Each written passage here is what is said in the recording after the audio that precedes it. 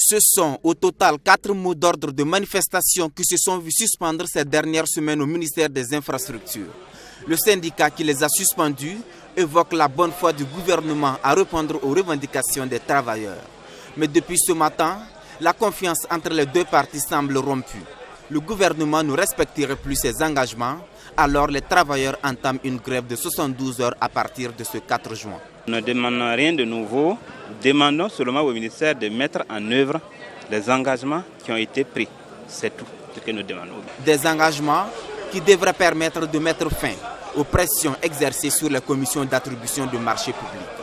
Cette question de marché, nous disons non aux pressions qui sont exercées sur les sous-commissions d'attribution des marchés. Je vous prends par exemple l'exemple de l'appel d'offres qui concerne la voie de Fada et Kantiari, frontière du Niger, où dans la sous-commission, les autorités ont envoyé la police pour faire sortir un membre de la sous-commission et garder la sous-commission pour faire l'analyse, certainement pour éviter que ceux qui sont restés là puissent aller dans le sens qu'ils veulent. Nous avons le cas de la stèle, de l'appel d'offres portant sur le bitument de la voie d'accès à la stèle pour les victimes d'Air Algérie. Jusqu'à présent, parce que les travaux les travaux de la sous-commission sont finis, c'est depuis l'année passée, mais les autorités ont tenté de modifier les résultats. Les membres de la sous-commission nous ont saisis par écrit et ces lettres sont là pour dénoncer les pressions. Le syndicat des travailleurs des travaux publics, du bâtiment, de l'hydraulique et assimilé section ministère des Infrastructures relève également de nombreuses anomalies dans le fonctionnement du département d'Éric Bougma. Je ne reflète rien. Je vous prends par exemple le cas du 11 décembre de Manga tout récemment. Quand les résultats ont été publiés, il y a une entreprise qui a attaqué dans un premier temps. Et l'autorité de régulation des marchés a retiré le marché pour donner à celui qui a attaqué.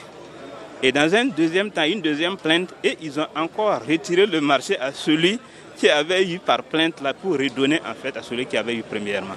Donc quand vous voyez ce cafouillage, ça dit que c'est la preuve que véritablement, ce n'est pas transparent. Vous avez le cas du marché de 400 km de pistes.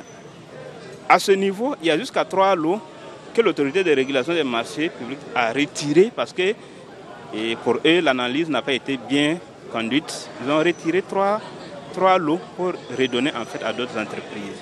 Donc nous pensons qu'il faut, et s'il y a des éléments, nous avons toujours des propositions pour que ça soit transparent.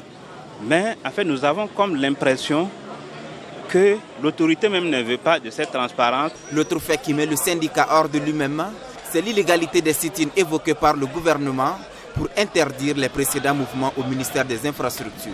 À ce sujet, il regrette un amalgame fait entre un avis et une loi et appelle les autorités de tutelle à rectifier le tir.